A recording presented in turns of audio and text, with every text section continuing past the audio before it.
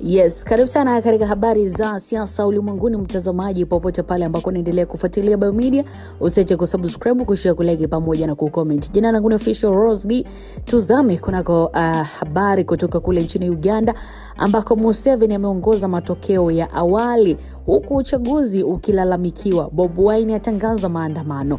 Ni kule Uganda ambako Rais Museveni akipiga kura katika kituo cha kupigia kura cha shule ya upili ya Karo huko Rwakitura Januari 15. Ni uchaguzi basi mkombo umeendelea kuibua mijadala lakini pia malalamiko, huku matokeo ya awali ambayo yalitangazwa na tume ya uchaguzi yakionyesha kwamba Rais Yoweri Museveni anaongoza kwa kura halali ambazo zilihesabiwa hadi sasa.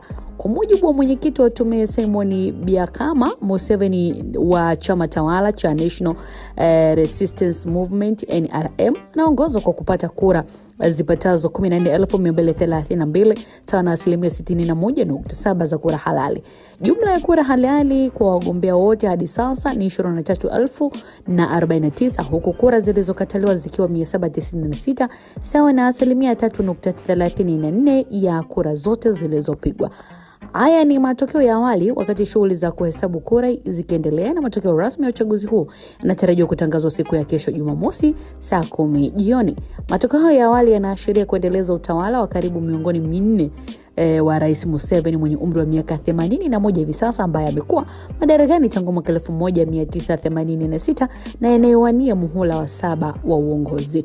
Hata hivyo, upinzani umeibuka kulalamikia mwenendo wa uchaguzi huu ambapo mgombea urais wa chama cha National Unity Platform NUP Robert Kyagulanyi maarufu kama Bobi Wine ameeleza hofu ya kufanyika udanganyifu. Lakini akizungumza na waandishi wa habari baada ya kupiga kura siku ya jana, Bobi Wine alisema uchaguzi umefanyika gizani ili kurahisisha udanganyifu ambao unakusudiwa, akiwahimiza wananchi wa Uganda kutokata tamaa licha ya mazingira hayo.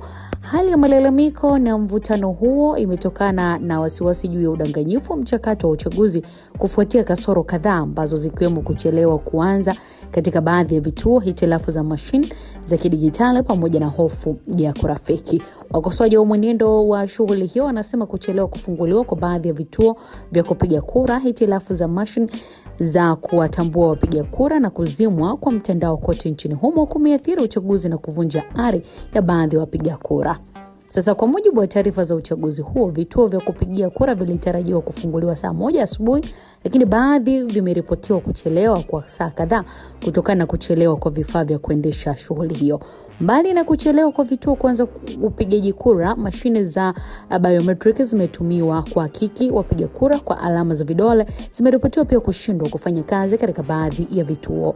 Wadau kutoka nchini humo wakiwemo viongozi wa upinzani wanasema kwa lengo la kutumia mashine hizo lilikuwa kuzuia udanganyifu. Kushindwa kwake kufanya kazi kumezua wasiwasi wa kuwepo udanganyifu. Lakini kufuatia hitilafu ya mitambo hiyo, tume ya uchaguzi imewaelekeza wapiga kura kutumia mfumo wa kawaida wa daftari la wapiga kura ili kutoathiri ratiba ya shughuli ya upigaji wa kura.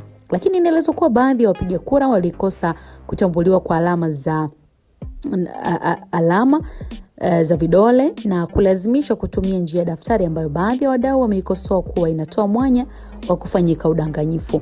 Kutokana na changamoto hizo zinazotajwa kuwa katika baadhi ya vituo, wananchi walionekana kukata tamaa na kuondoka kwenye vituo baada ya kukaa kwenye foleni kusubiri kwa muda mrefu.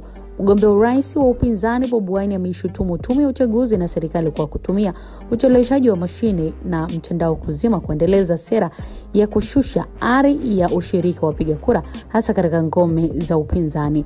Wine pia amelalamika kuhusu ukamataji wa mawakala wa chama chake na kutolewa katika baadhi ya vituo vya uchaguzi kwa nguvu. Katika nukuu anasema kukamatwa na kuondolewa kwa nguvu kwa mawakala wetu vituoni kunapunguza haki ya wananchi kushiriki uchaguzi. Mwenyekiti wa tume ya uchaguzi Simon Byakama amekiri kushindwa kufanya kazi kwa mitambo hiyo, akisema imetokana na hitilafu za kiufundi.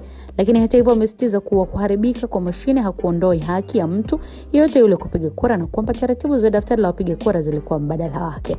Pia aliweza kuongeza kuwa kutakuwa na uchaguzi juu ya sababu za mashine kushindwa kufanya kazi ipasavyo, akisisitiza kila mtu kupata haki yake ya kupiga kura. Kuzumu kwa mtandao pia nchini Uganda katika siku za kabla na wakati wa uchaguzi pia kunaendelea kulalamikiwa kama njia ya kuharibu uchaguzi huo.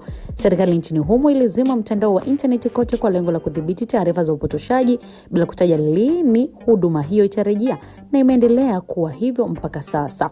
Wanaharakati na mashirika ya haki za binadamu na Umoja wa Mataifa wameikosoa hatua hiyo kama ukiukwaji wa haki za msingi za uhuru wa kujieleza na kupata taarifa.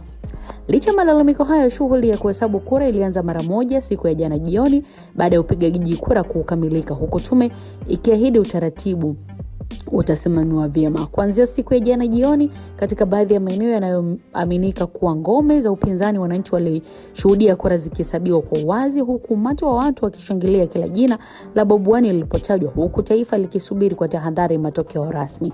Tayari tume hiyo ilishatangaza kuwa shughuli ya kuhesabu kura itakamilika kesho Jumamosi na kumtangaza mshindi wa kiti cha urais ifikapo saa 10 jioni. Itakumbukwa kwamba Bobi Wine ambaye ndo mgombea mwenza wa Museveni mwenye wafuasi wengi na mwenye kutegemewa kushinda, alisema endapo kama atashindwa ataamini uchaguzi haujatenda haki, ataingia barabarani na Generation Z kwa ajili ya maandamano. Tuendelee kusubiri kipi kitaweza kujiri kule nchini Uganda. Update mbalimbali taendelea kujia kupitia Bayo Media. Usiache kubaki nasi kwa kubonyeza neno lililoandikwa subscribe, usisahau kushare, like pamoja na kucomment.